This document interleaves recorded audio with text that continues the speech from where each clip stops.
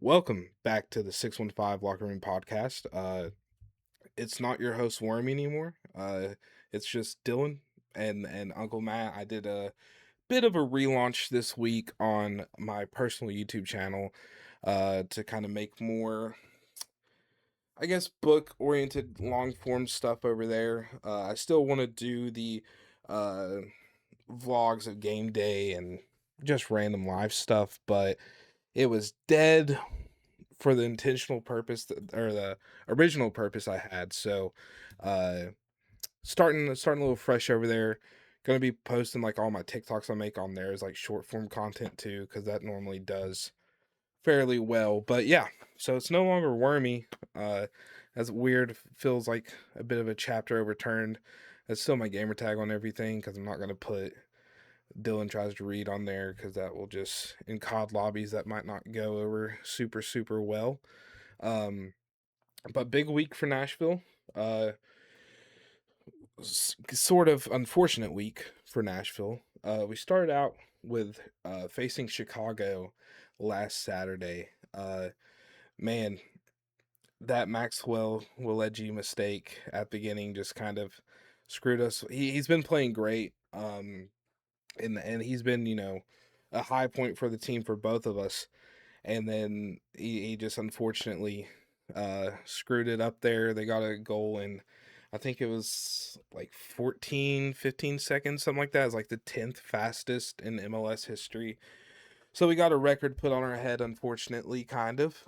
But other than that, I mean, it was just a bad game. Eddie, I felt, didn't really play that strong. Probably his worst siding that we've seen.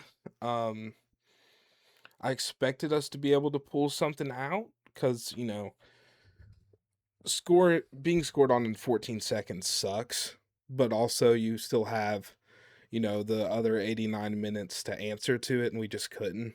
Um, Matt, what was your kind of thoughts on the Chicago Nashville game? Yeah, that was one of those just wonky games that happen throughout the season, especially like in a weird league like MLS.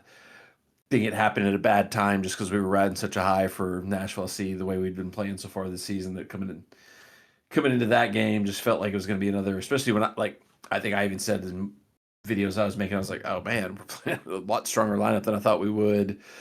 Chicago's been up and down, not that great this season, so I expected a lot out of that game, and then did not quite go our way. You mentioned Eddie not having a great game. I think him and Maxwell probably can share the blame on that first goal because that pass to Maxwell by Eddie was a little bit soft, not quite where Maxwell kind of misread it himself. So they kind of, which Mm-hmm. is weird. Like they're probably like the two biggest fan favorites right now for Nashville SC, and they kind of Wonder Twins powers teamed up to like be the Yeah. ones that kind of messed up on that goal a little bit. But I mean, like three more things happened after that where like nobody tracked the guy who was wide open for the strike. It's like the Mm-hmm. bad pass started the movement, but there's about 10 different things, which is in a weird way, that's one of the most beautiful things about soccer is that everybody has to work together to do things well, and everybody also has to work together to screw things up. So it's like it's Yeah. always easy to point like a finger at like somebody like, and to your point, you are right. It was Maxwell kind of misread the pass. Eddie kind of made a bad pass, and then about 10 more things happened. But like, yeah, it was and that was kind of the game it was, where it's like everybody for Nashville SC had their worst game kind of all at the same time. Like Surridge kind of disappeared a little bit. Mm-hmm. Tag Seth, like you mentioned, like one of the, he seemed a little bit lost in the game. It just seemed like it was a bad game because we had like everybody just seemed to hit their bad game at the same time, which is like Yeah. one of the things that like so far this season seemed like a benefit to us. Like when Sam wasn't doing well, Hani was stepping up. When Hani wasn't doing well, suddenly Christian Espinoza, we got that guy now. So like this was the first game where it was like, and maybe it's because we had the international break and so everybody's a little Yeah. out of rhythm, out of focus, but it was like this was the worst case scenario where just like everybody all had a bad game all at the same time. So it's kind of there's only so much you can do there, and it kind of like when Chicago gets that goal that early, that is such a huge game changer because then just sit back. They didn't really park the bus. I wouldn't go that far to say, but they definitely were like, we don't have to try that hard. We can try to be a little bit more defensive. We can be a little compact, try to just break and counterattack. So definitely and I think I said this in like a live stream I did where it's like it's kind of the opposite of what we did against Orlando, where as soon as we scored that early against Orlando 2 weeks ago, that just made it to where Orlando had to try to do more, and that opened up more for us. So Yeah. anytime a team gets a goal early, it's going to throw everything into chaos a little bit. So uh, worst case scenario probably for Nashville SC in terms of what happened in that game, which is like everybody having the worst performance of the season so far, Mhm. all at the same time. But at the same time, we've talked about let's not get too high on how good we've played. Yeah. Let's not get too low on just like one bad result because also I think who knows how much this factors in, but obviously like there's the history with Greg Berhalter and BJ Callahan being former like colleagues, former coach and assistant coach. Greg, how much did he know? Like, I know exactly what BJ is going to try to do in this situation. Yeah. Once he had the advantage, once he had the goal lead, how much did that help him to be able to kind of be one step ahead of BJ? To your point, like they set the record for a very quick goal. We set the record a year ago by beating them 7-0. So I guess we can call it even at the end of the day. So I mean, Yeah. whatever. It's one of those things where it's like it's early days, early in the season. Mhm. Um, it sucks. It's you never want to lose a game. It's like one of the Mhm. weirdest things about soccer is like it's you lose a game and it sucks, but it's like there's still like 20 something games to go in the MLS season and playoffs and all that still to come. So yeah, it'll be a blip on the radar. It was a tough road game in like a weird windy environment. Yeah, yeah, yeah. We'll do what we can. Yeah, and I mean, it's one of those things where you can't expect to win every game. They come along, losses happen. And to your point, I guess the international break just kind of took everyone out of form a little bit because, um, the next game that we played against Club America, I thought we played, miles and miles better. We still didn't get the win there, but yeah, the Chicago one, it happens. In a weird way, I obviously, like you said, it sucks to lose, but in a weird way, it is kind of nice to understand what it looks like to see our weaknesses. Um, Mhm. because I mean, we've been so focused on our strengths and uh, so high on that.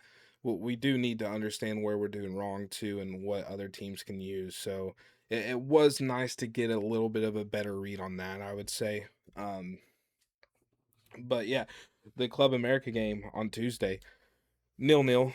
Where it was a tough game, tough opponent, tough stretch. With the loss against Chicago, and then facing someone who everyone says is a hard team to play against. Setting us up for a tough game Tuesday, but I thought we played well against Club America. I mean, if we didn't look at the scoreboard, I would have thought that we were probably the winning team there. Um, Obviously, Palacios played a crazy game. He was, so good defensively. What was kind of your takeaways from that game? Yeah, it was weirdly like very like almost like a mirror of like the last round against Miami, where the first leg at home we pretty much seemed to be clearly the better team and just couldn't quite find that last little bit of quality we needed to get the goals, to get the scores, and have to settle for a nil-nil draw. Um, I'm glad you shouted out Jason Palacios. That's a dude who like I've been wanting to bring up, for a couple games now because I feel like he's almost been overshadowed by Daisy, which rightfully so. Daisy has been awesome, but it's kind of like it's almost like made Palacios to forgotten man. Like I've been looking back and thinking about like the last off season when we signed him, and it's kind of like who's this like random like kind of older center back that we're plucking from like a random league in Colombia or wherever he was coming over from, and it's probably just Mike Jacobs just plucking a guy for some depth or whatever, and then he like Yeah, Walker had some injuries last year.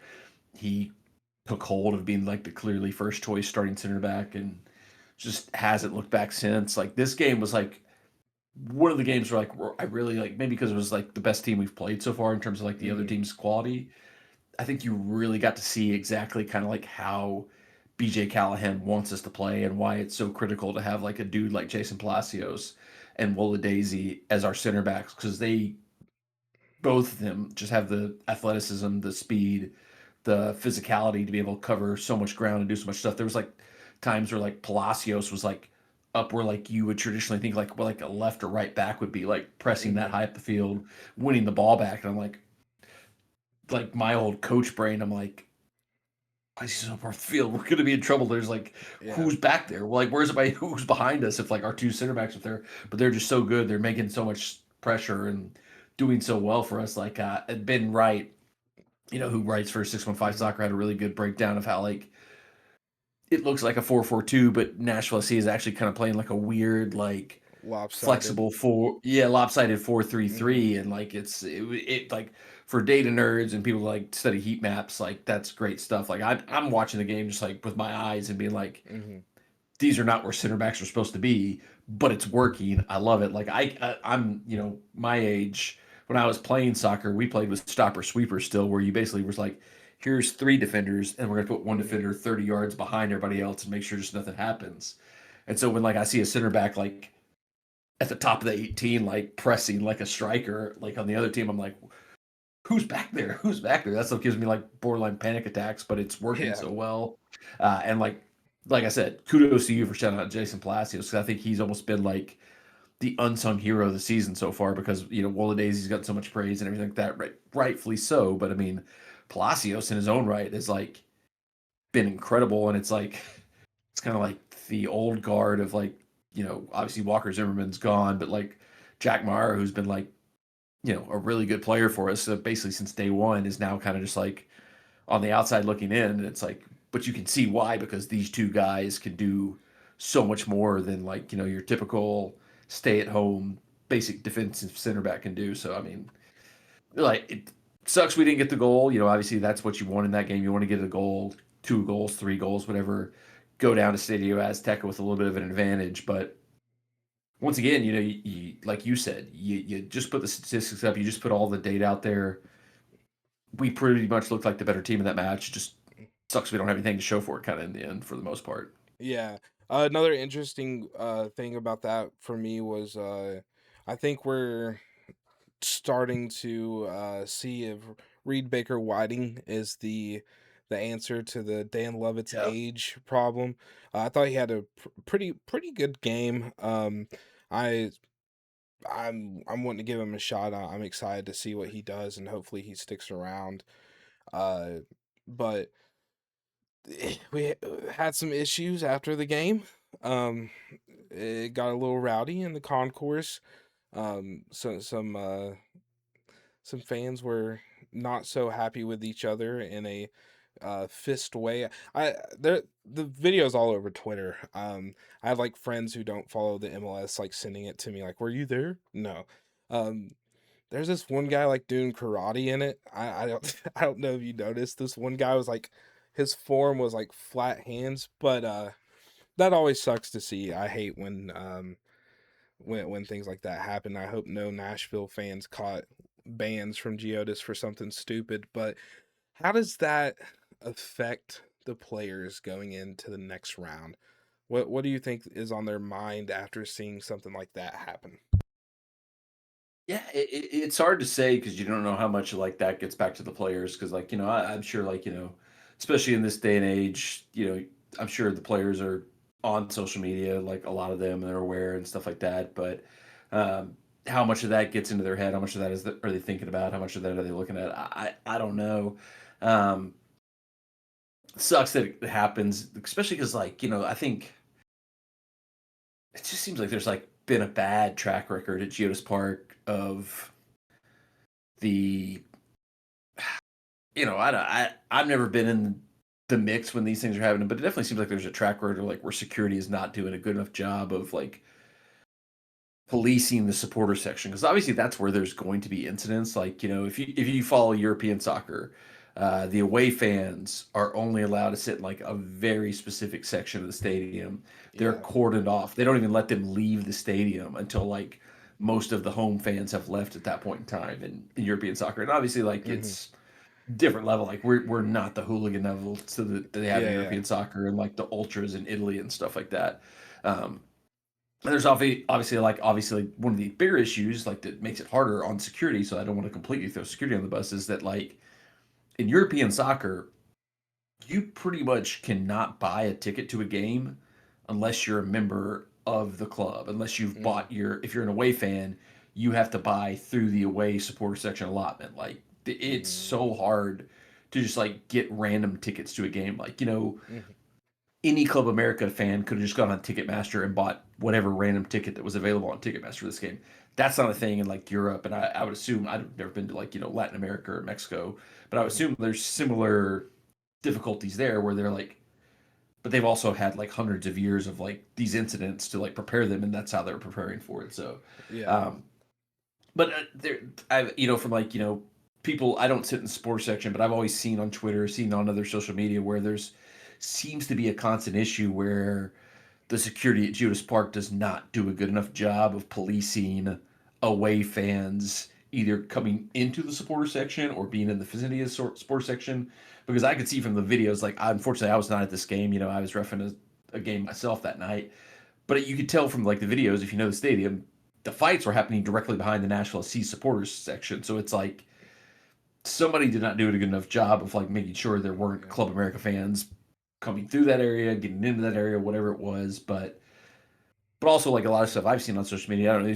I don't know if you've seen this too. There's a lot of like non Club America Liga MX fans, like clubs from like fans from like Monterey, Chivas, being like, Mhm. please don't rope us into this. This is a Club America thing. They Yeah, think yeah, yeah. they love to go to the people's stadiums and act like they're the the shit to like not use an inappropriate phrase or whatever, but like they love to go in and like talk their game and try to start stuff like Mhm. we other Mexican teams are like literally reaching out saying like, hey, we love going there. Like I remember when I went to who was it within the Leagues Cup? We had Toluca. Toluca. I made friends with Toluca Mhm. fans when they Yeah. came here and played here. Like they're just like, we're so happy to be here. We love to see our team. Club America fans just seem like they're like the Real Madrid. Not Manchester United, probably Barcelona, probably like they're those level fans where they're just like, we're so good. You're all are beneath us, and like they just like they seem to. It seems to be a Club America thing, not a Liga MX thing. It's what it seems Yeah. like to me from what I've seen on social media and from what we've seen at the past games. 'Cause I think like at the last game, there was like 18, 19 people got arrested last time they came here for the League's Cup. Even though like random friendly we had a draw, I'm sure it seemed like there was like some weird kerfuffles that were going on. So it sucks, it should be not be that way, but I think whereas, the US is still learning how soccer culture works, we get Yeah. these people that come in from other cultures doing the way they do things, and our security still like like I know that I've seen security guards at Geodis Park who I also see at Nissan Stadium, Mhm. and so they're probably just like they're if you go to Nissan Stadium, it's like 90% of the other team's fans the last couple of years. So they're probably like, "What do you mean? Who Yeah. what?" And they don't even know what a Club America jersey looks like anyway. So like, "What do you mean that guy's what jersey is that? He's wearing a yellow jersey. You're wearing a yellow jersey. What are you talking about?" Type stuff. So Yeah, that's what I it's was gonna bring up. It's probably a bit hard to govern because I'd say a lot of the security guard, like some get into Nashville SC, but I bet most of them probably don't. And a yellow jersey is a yellow jersey to most. And yeah. that's a bit more hard to govern, I would say. Yeah, it's like if you're, obviously like, fans like you, myself, anybody that's in the sports section, we can like pick out like that's Atletico Madrid jersey. That's Hmm. Barcelona jersey. Like Joe Schmo who lives over in like uh Antioch and is just coming in for his like $10 an hour on like a Saturday night is like, what do you mean those yellow jerseys are different? I try to like not give them too much grief, but it's like Yeah. it's more of like a leadership trickle down thing where like somebody at the top should be like these incidents have happened a few times. We got to start doing better about it because like I mean like I don't think anything seems like nothing major has happened yet, but I mean like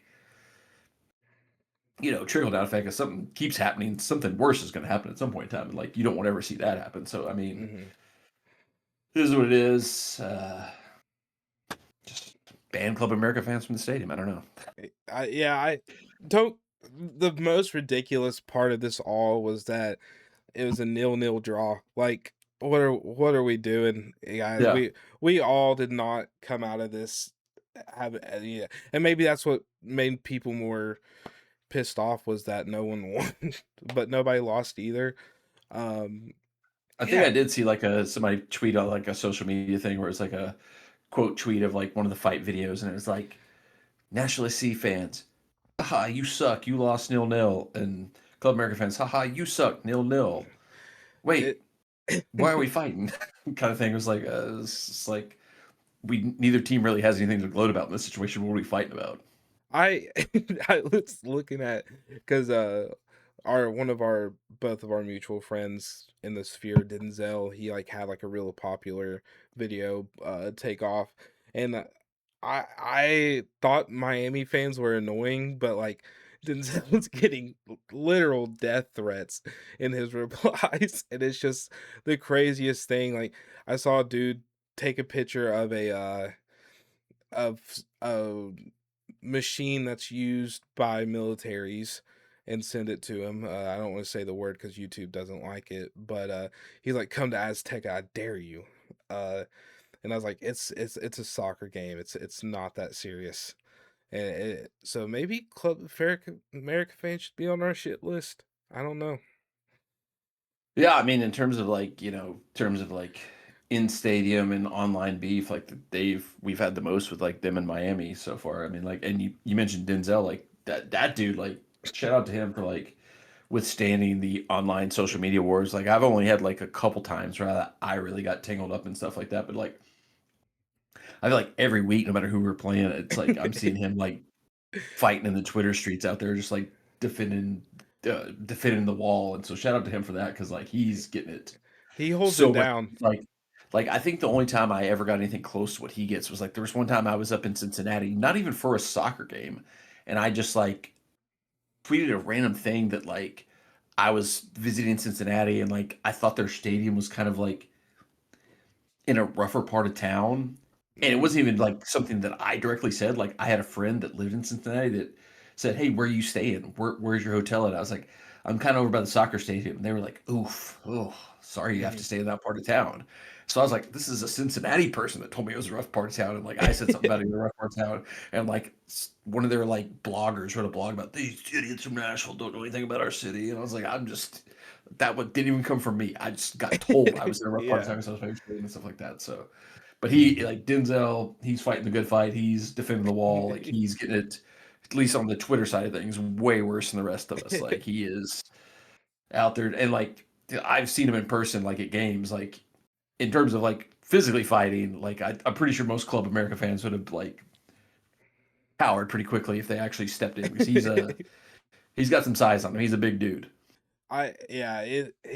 He's hilarious. If you're a Nashville fan and you aren't following him, you should. He holds it down for us. Um, I was doing some research on Stadium Azteca because everyone is making it this such huge deal of like you don't want to go there. It's it eats the away team, which it looks like that probably is the case. It looks like a historically important, and it's a cool looking stadium either way. But we're going down there. It's our first time as a club in Mexico, actually. Um, what do you think we can expect? Do you think we're gonna fall to this great myth, this legend of Azteca Stadium? I mean, it's one of those things where like you look at like the first leg against Club America that we played. You look at what they did against Philadelphia. They're not that impressive this year. I mean, like I know they got some injuries and stuff like that. Maybe they're not the high level they've been in their history. But there are so many like X factors they have in their favor with Stadio Azteca with this home game. It might be the largest crowd Nashville C will ever play in front of, like in their history, because I think it's like a capacity of like almost 80,000, and it's gonna be. Can't imagine there's going to be too many Nashville SC fans there, so it could be upwards of like 70,000 opposing fans, which I don't think we've ever had anything close to that rooting against us. That's a factor. 87,000 for the capacity. Even bigger than I thought. And that, like I said, like it's going to be if there's Nashville SC fans there, it's going to be like 1 to 2% of Nashville SC fans going down there. So it's going to be 75 to 80,000 opposing fans on top of us. It's a crazy atmosphere. It's like one of those crazy like stadiums you see on the TV where there's like Hmm. barbed wire regulating them getting onto the field and stuff like that. It's gonna be loud. It's gonna be crazy. Um, one of the things that's the craziest about it that doesn't I haven't I've seen it brought up a few times, but it's the altitude is a crazy issue. Like, Mm, I don't know how familiar you are with this, like American sports. It's like every time somebody has to go play a team in Denver, they're like, yeah. the altitude, the altitude, the altitude. Mexico City is almost worse, if not worse, than Denver. So it's good. That's a whole crazy thing where like if you don't get down there, if you don't get acclimated, if you don't do some like pre-training before you get there, you'll be sucking wind with like in 3, 5 minutes of game. So neutral field, the two teams I saw on, Tuesday, I like our chances. All those other weird factors that go into play, who knows? I mean, like, Yeah. my biggest exposure to Stadium Azteca is like as a U.S. men's national team fan, where I don't think we got a result there for like 100 years, Oh and then wow. we like got a draw.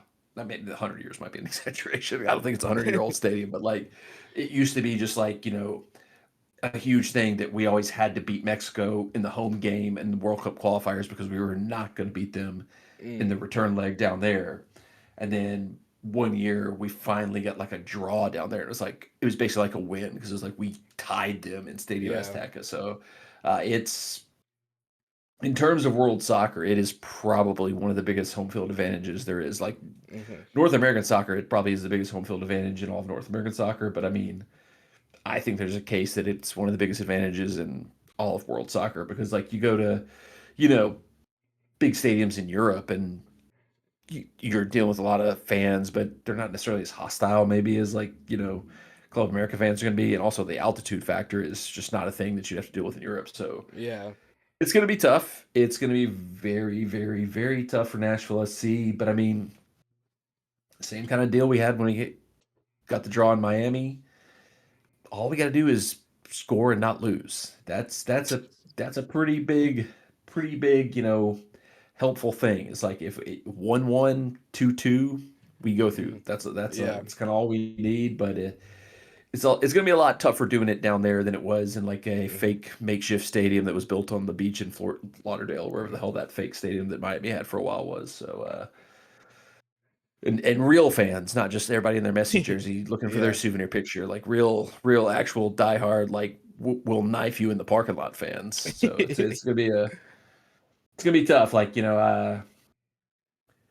gonna be tough. But I mean, I, this Nashville SC team versus any other Nashville SC team, knowing the scoring threats we have, knowing the players we have, who knows? Yeah. Who knows?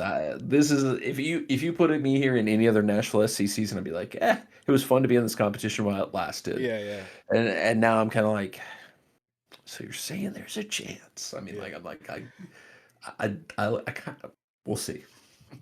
Yeah, I think this may sound silly to say, but like especially if you look at this the performance that we just had and their performance, and then just kind of the discourse around the team not being that great, Club America. um I think if we get beat, I think we're going to be beat by the stadium and not necessarily by the team. um and that includes, the altitude thing, the just all the X factors, Madden would put on playing against. The Mhm. heads are probably going to be scrambled. One thing I noticed on the broadcast too that I forgot to mention is that Eddie got the boo treatment. I believe it was him. Is one of our players. I think it's Eddie, where every time he Yeah, touched the ball. that was in the Chicago game. I was like, I Oh, was was like, it? Okay. that was a weird thing where it's like I don't think I've ever seen that in soccer. Like I know I've seen it in like basketball where like teams like Vandy that well, I grew up Mm-hmm. going to like Vandy basketball games, and Mm-hmm. that was always a thing. The student section would like pick a random player on the other team where like every time that player touched the ball, it'd be like ooh, like I'd never seen that in soccer before. Like Really? especially and like I think the broadcast even said something to the fact of like Eddie Taxeth kind of like is a little bit responsible for the goal. I don't know why the Chicago fans are booing him. They should, like it was a weird thing. Like I don't know if like there was like a previous game where like he got an.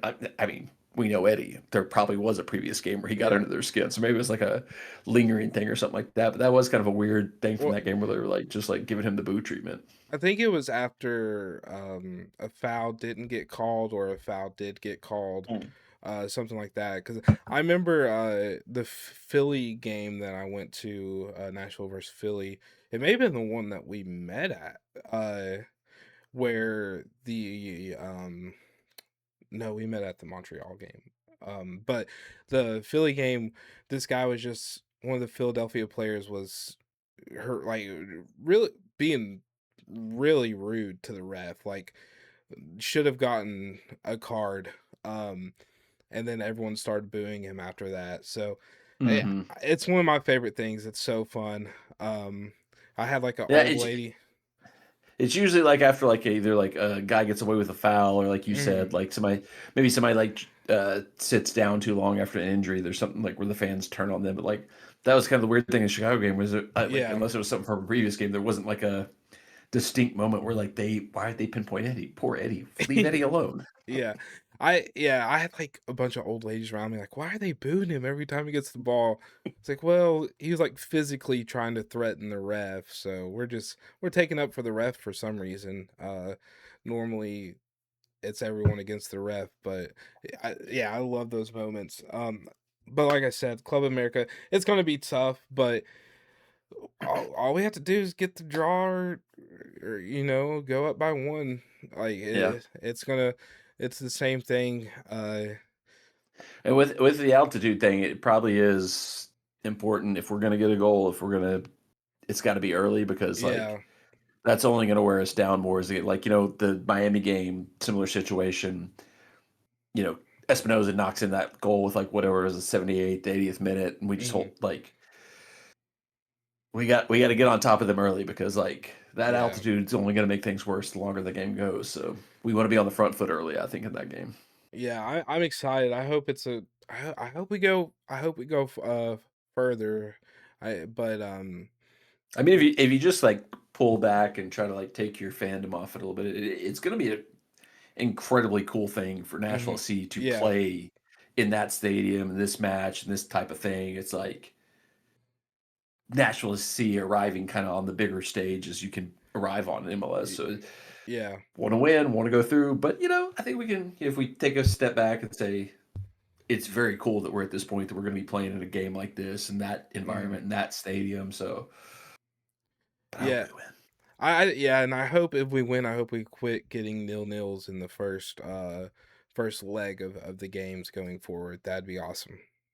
I did think this the other day when I was kind of like after the game, I was like, it would be the most incredible Nashville SC thing ever if we just won the whole tournament without winning a single game.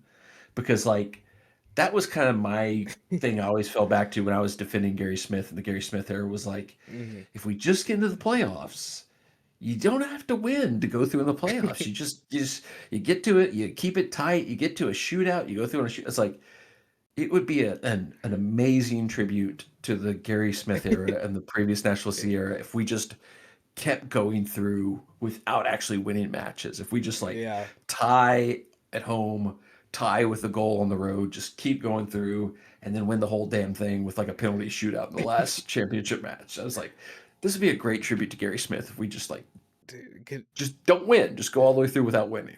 could you imagine the outrage that there would Oh, be it and would be how I'd relish in it. I would just like that inject it into my veins.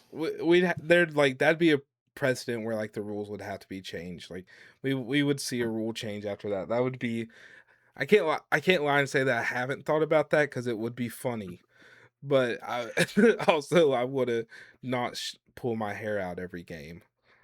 I think that's why like it took so long for them to change it like the European Champions League. I think that's why they haven't changed it here yet, Mhm. is that there's just never been like a run like that where a team Yeah. just kept getting through on tiebreakers, but it's possible. And like I could see Nashville SC being the team to do it because like we're right for everything that we're not the Gary Smith version of the team. We're still like weirdly solid defensively, like but it's Yeah.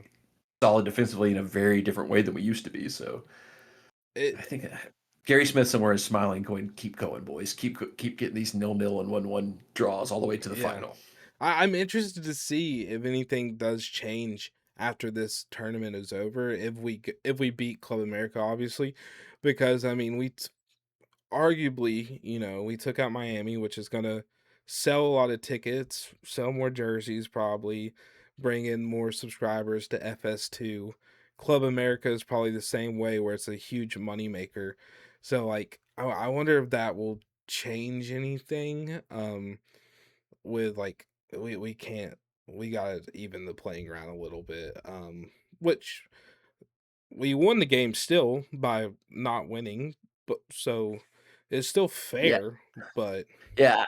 I could see them like trying to like re-figure out how to do like the actual brackets because like even if we hadn't gone through mhm, against Miami, you'd have had Miami and Club America, which is like two of the marquee teams very mhm, early in the tournaments. Like I true. could see them kind of restructuring like how Yeah. they set up the brackets to maybe like keep the top teams from playing each other till like a little bit later in the tournament. Like there's always been things in like the Champions League in Europe, you know, it's very different over there obviously. Like it's hard to compare, but like you can't play a team from your own league until like the quarterfinals. So like Hmm. you can't have all the top English teams wouldn't be getting into each other's semifinals, but they also like it's a lot easier probably to seed those teams Yeah. because those leagues are a little bit more comparable than like because we have to like find weight. Like we got into the U.S. Open Cup, but we were like we were like seventh in the league last year, so it's kind of weird structural thing. And I think there's also a lot more turnover with MLS Hmm. teams and Liga MX teams from year to year.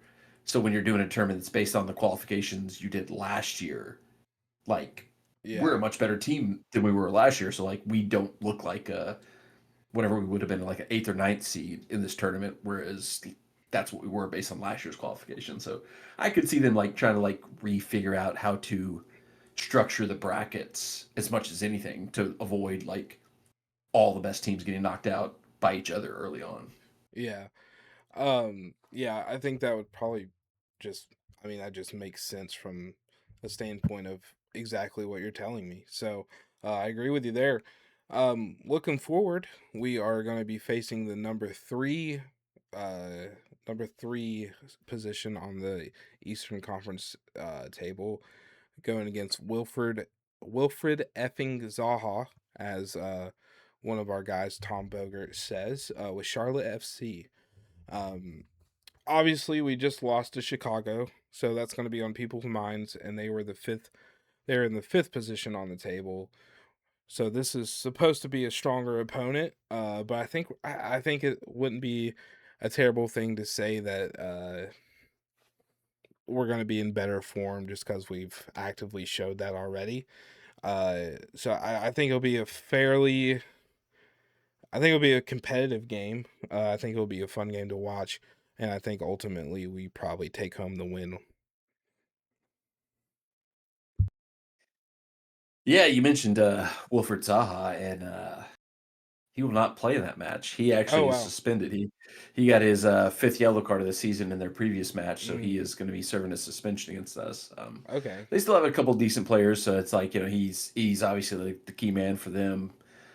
So this actually might be a match where it's just like you know if you're a neutral, if you're not a you know fan of either team, this might be one to not tune in for because I would be shocked like you know if we play anybody close to our starting 11 from the get go, Yeah. they might even just like go ahead and send Sam Surridge and Hani Mukhtar and Christian Espinoza down to Mexico. Be like, hey, go ahead, y'all go ahead Mm, down there, get used to the altitude. We'll catch up with you guys later or something like that. Because I think we're gonna see like it's kind of funny. Like I don't know if you've like I've noticed like some of the tweets that like the club has put out promoting the game. It's like Josh Bauer is in the graphic and Ruben Passius is in the graphic. I'm like I'm almost thinking like I don't know if like PJ Callahan is like directly talking with the marketing team about what he's gonna do in that match. But I feel like there's definitely like a little bit of hints about what might be coming in that matchup in terms of who might be playing in that game. Because I mean, obviously, like we've talked about it a few times, the Columbus game was maybe kind of the tip pole of what you'd like to do. hmm. Play your backups for the most part, maybe bring the stars on late to try to get the win if you're still in the mix. But I could also see this as just a match where like BJ just says, "I'm not even going to risk Connie. I'm not going to risk Sam. I'm not going to risk Yeah, Espinoza. We'll leave them at home and we'll see them in Mexico on Tuesday." But who knows? I think, but I mean, to that point, our backups have looked pretty good when called yeah, upon so far this season, and that's a testament to Mike Jacobs and the work he's done building out the overall depth and quality of the squad. Is I would not be shocked at all if like our second choice team goes down to Charlotte and gets a win or a draw. So I'll. But like I said, with no Zaha, with maybe a lot of mm, our top players being rested, it's probably not going to be the most entertaining game for yeah, or interesting game for neutrals. But for the hardcores of us that are like, I can't wait to see more of freaking what's his name, Freeman, the new center back. That's a young guy that's going to be our future starter. Like the diehards like us are like, yeah, yes, we're going to like see like it's like a thing like always Manchester United like for me as a fan like of them like anytime we play kind of a rotated squad I'm like oh yeah this like 17-year-old from the academy that I've been hearing about for five years finally get to see him. I get as excited about that sometimes as I do about like the starters. But we'll get to yeah, see a Tim Ream in his prime. That'll be fun. Tim Ream in his prime. Oh my god, the fact that I don't know if we didn't bring this up when we were talking a little bit about the U.S. national team last game, but like the biggest failure of the U.S. national team is that somehow Tim Ream is still in the mix for the U.S. national team, and that's no shade to him. He is a damn good player. He has been a damn good player, but he is.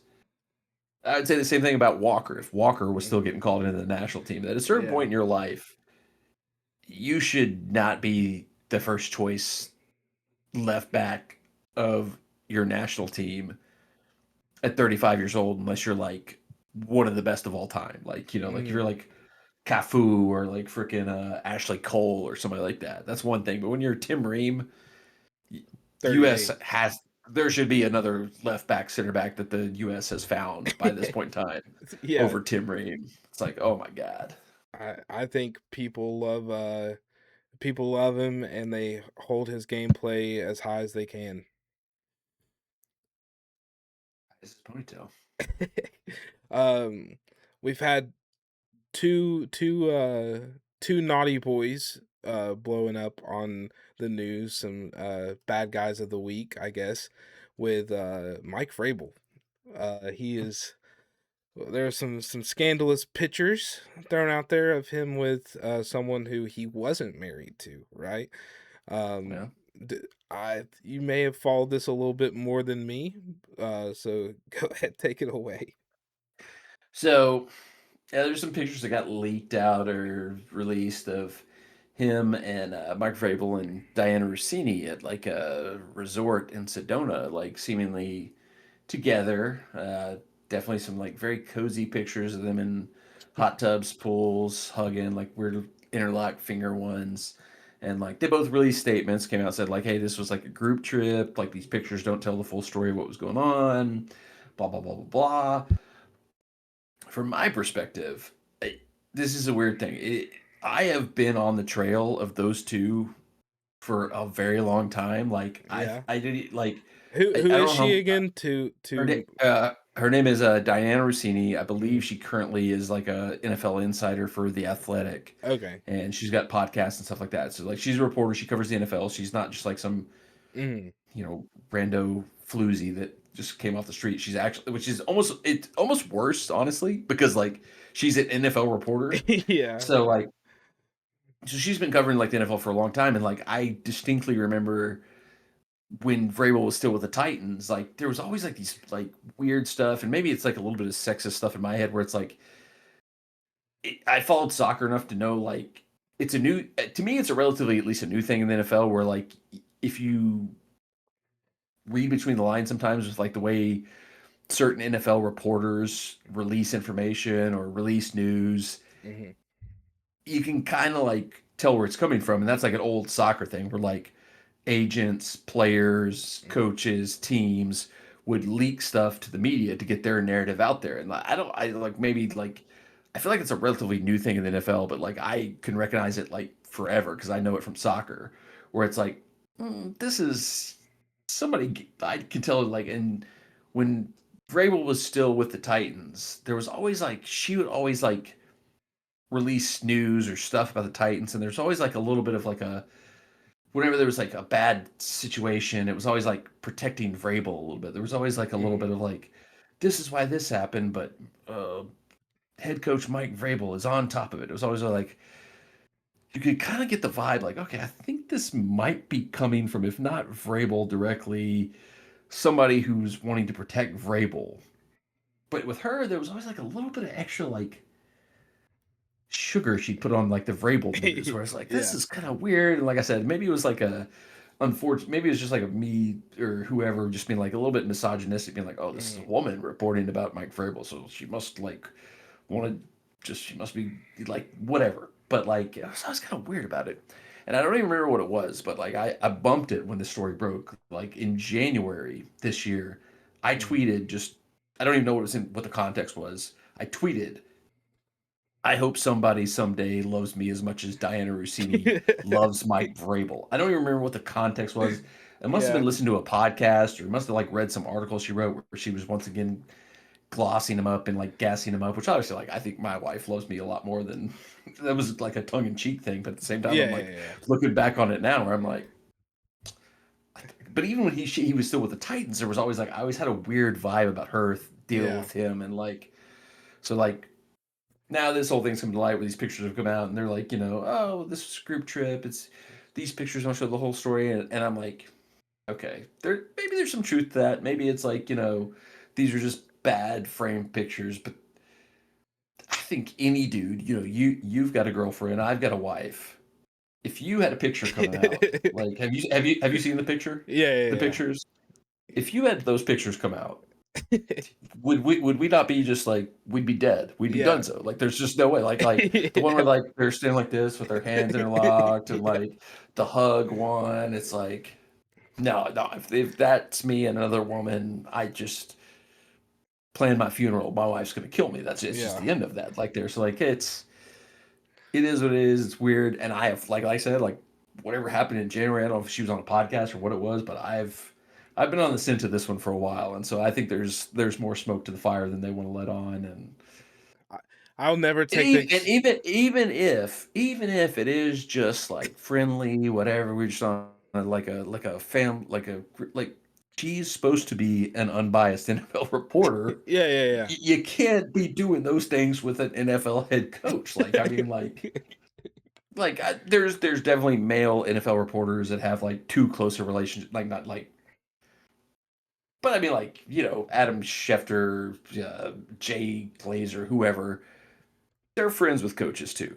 Yeah. But like I mean like you gotta watch the line there when you're supposed to be a journalist. Like even if there's nothing like salacious, like that is a terrible look for an NFL journalist to be like Yeah.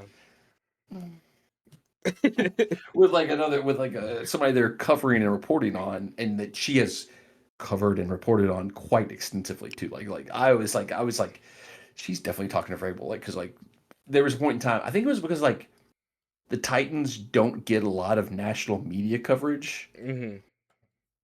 and she seemed to have a lot of reports on the Titans for somebody who's like based in like New York, and we don't get that much national media coverage. Like it's kind of weird how often she's like reporting Titans news and like stuff that's also kind of specific to Mike Vrabel news too. So it's always been a little.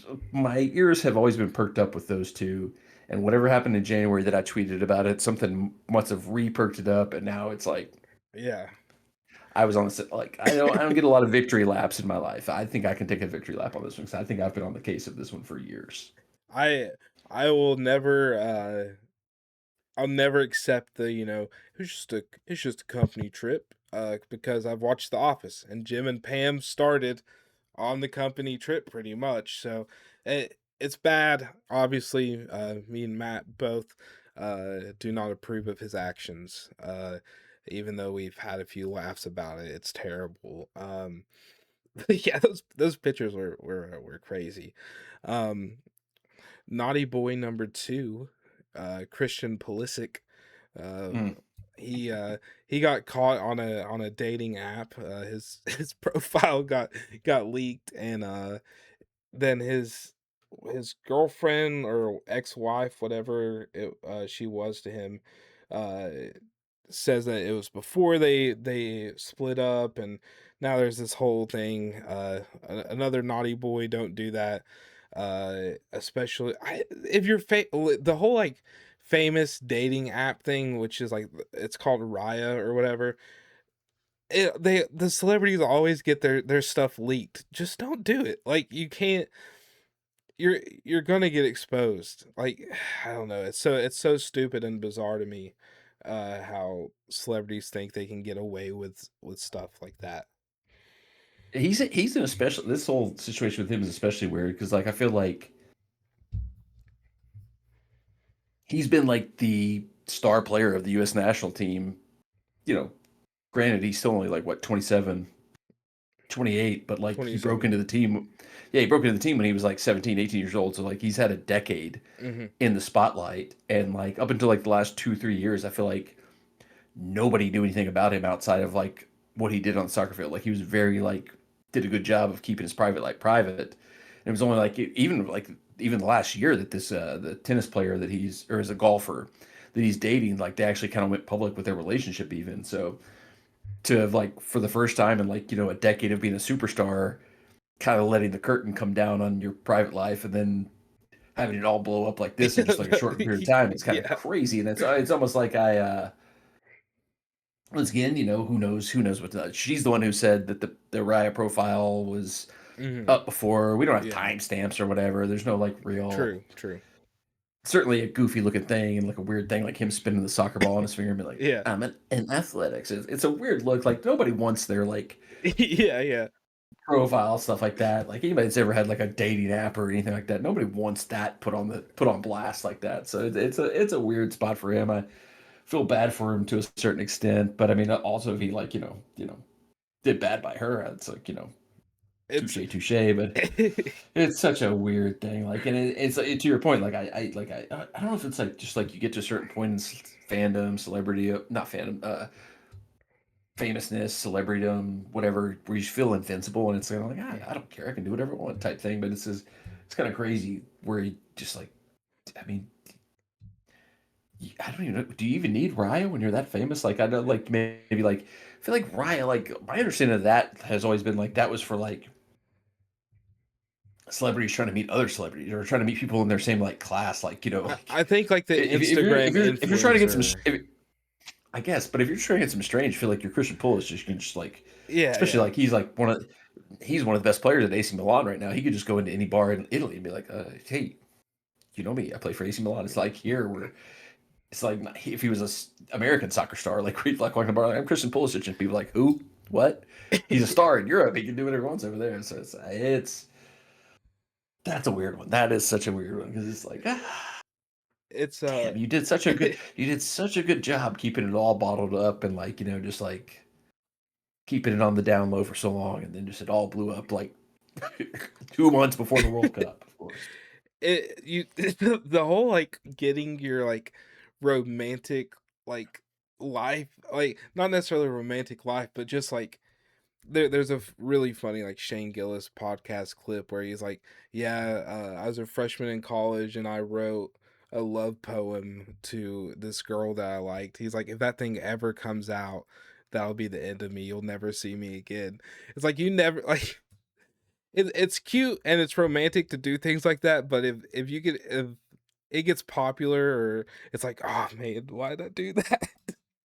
I mean, I think any of us, like, anytime there's like these court cases or internet breaks or whatever, where stuff's like leaked, like I love my wife. I'm gonna be married to my wife for as long as she'll let me to be married to her. But like, there's definitely I don't want people to see our private conversations with each other, like the stuff like that. Like that's everybody would be like, well, "This guy's a weirdo," or something like that. So it's like Yeah. no, I love her. She's my wife. These are the things we talk about. It's like nobody wants their private stuff aired out in any way, shape, form, or fashion. It's like the It's terrible side of like celebritydom. It's like this is how we've made it as a soccer nation. Now we've got wags that are blasting our players on the internet the way other countries have for years. We've made it. U.S. has officially made it as a soccer nation. let's go. Finally, it is about time. Yeah. Yep. Um, movies and TVs. The Boys final season started airing this week. I don't know. Have you ever watched The Boys?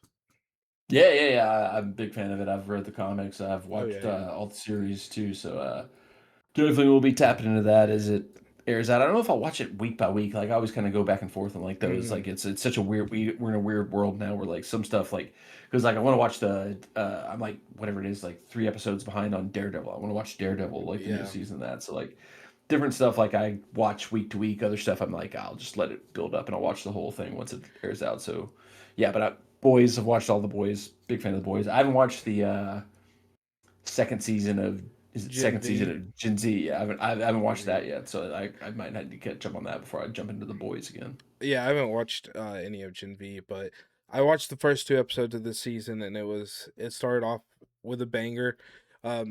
Dude, I love that show so much. Like, it's hard to recommend because there's, some weird parts that you like don't want people thinking that you're a freak, and just the overall like goriness of it, but it's so topical right now, and it's so good. I I if I don't watch a show like as it's releasing, then it takes me like years to watch it for some weird reason. So I have to Yeah, watch it as it's rolling out.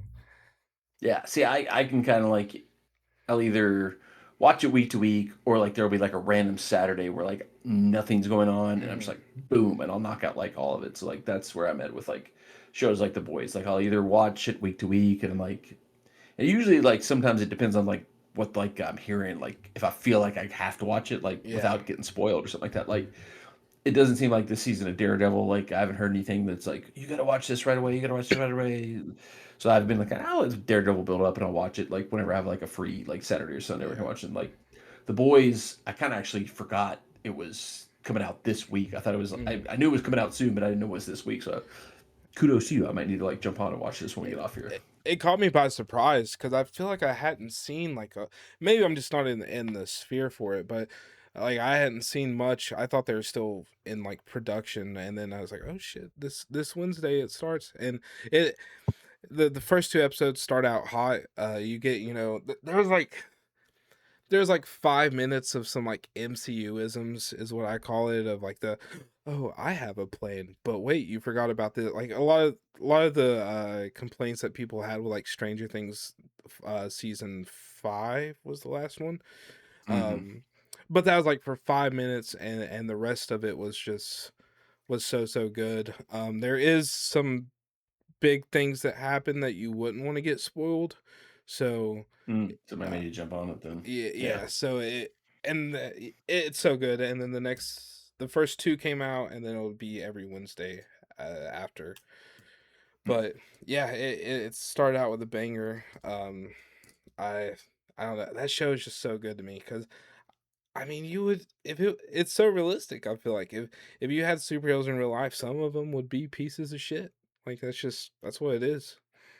Well, it's kind of funny because, like, I would imagine if you ask like the creators of it, like how perfectly things could have worked out, it couldn't have, like just in terms of like Yeah.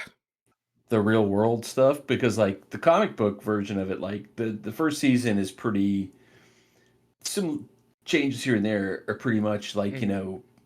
straight from like the original comic book story, but like as season two, season three have come along there's been a lot of like real world stuff that has Yeah. kind of mirrored the stuff they're doing and it's kind of like they've gotten to like kind of go in a new direction from where the comic books went and kind of like use this base story as like a allegory or like a mirror of like hey I know we don't have superheroes in the real world but like Yeah.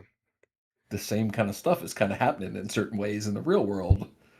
And look how stupid it is in this comic book world. Do you not realize how stupid the stuff you're doing in the real world is type thing? So it almost came along at like the perfect time for that story to be adapted and like Yeah.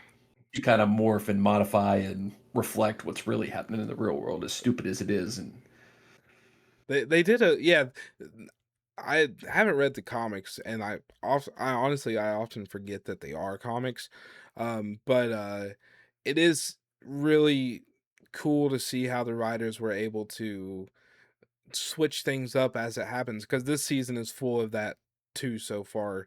Like Mhm. you get that heavy, like this isn't really a spoiler, but some, at the end of the last season, the boys got like captured, whatever, and they put them in a camp in this one, and in World War II there was also camps where there was striped pajamas, and in this camp the uniforms that they're wearing, like there's like the stars on the left side of the, but it's mostly like stripes, but it's the American flag stripes.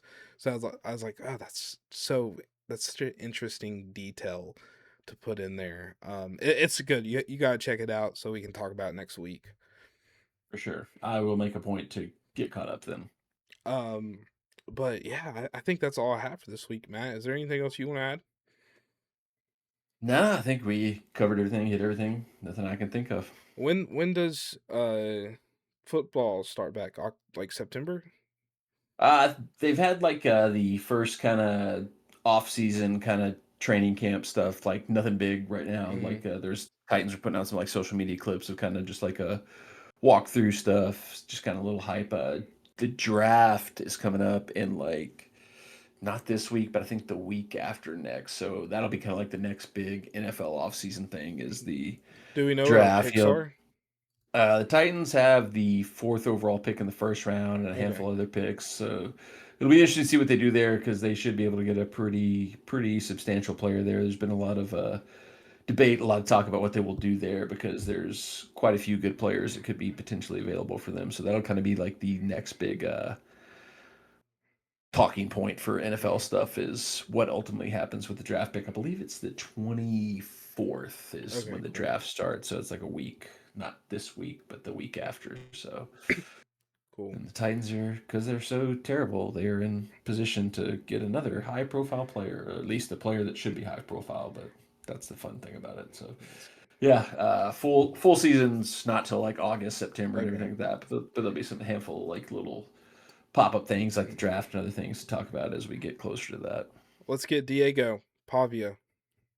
That's what the I don't know if you listen to Theo Von at all. Like he was like there was a podcast where he was like I can't remember who he was on with, but he was like his whole thing was like the pro version of the local college team. That's why everybody would support them. And I was like, that does kind of make sense to a certain degree. Like, oh, you'd have a lot more local support if it was all this. Like, but it's he's like, because he's like friends with Diego Pavi. I'm like, Mm. dude, Diego Pavi is like 5'8". I don't like we just drafted Cam Ward. I don't think we're Yeah. gonna get Diego Pavia, but somebody will Um, draft him. He'll be somewhere. yeah, I Don't think it'll be the Titans. all my friends hate him so much, which is he's a cocky. I mean, I get it, but yeah, whatever. Well, yeah, so thank you guys for listening this week. Go check out my YouTube now. I'll start plugging that more. YouTube and TikTok. Dylan tries to read one word. I'm working on a reading vlog for it right now. Stephen King, this freaking brick of a book. Jesus. It's yeah, and it's like I don't know. It's not. I'm not super enjoying it so far. So you'll have to follow along to see. Um, and then this Sunday, 7 p.m. Eastern Standard Time, Dune Part Two. Watch along in the Discord. So reach out to me to get signed up for that. Last week was pretty good. We had a lot of people and good conversation. So if you're interested in that, check it out. Matt, if you want to plug yourself. Yeah, Uncle Mad. Two D's on YouTube and all the other social medias. Should be easy enough to find. There's underscore sometimes there's not, but you It's can figure it always out. in If the it's, description. I act like it's uh, not. and my face is in the profile picture of all of them. So if you find Uncle Mad, that's this face is not a part of it. You're on the wrong spot. So just go follow me there. Some stuff should be picking up on my YouTube channel over the next couple weeks. I've got some plans this weekend that should be pretty cool. We'll be putting up some videos from, and then after that, I've got like two straight kind of vacation type things coming up. So Nashville SC stuff probably not gonna have much over there until like mid-May because I'm gonna miss like the next three home games. But some non-Nashville SC content will be coming up, not right around the corner. Sweet. Well, thank you guys so much for listening. We'll see you next week.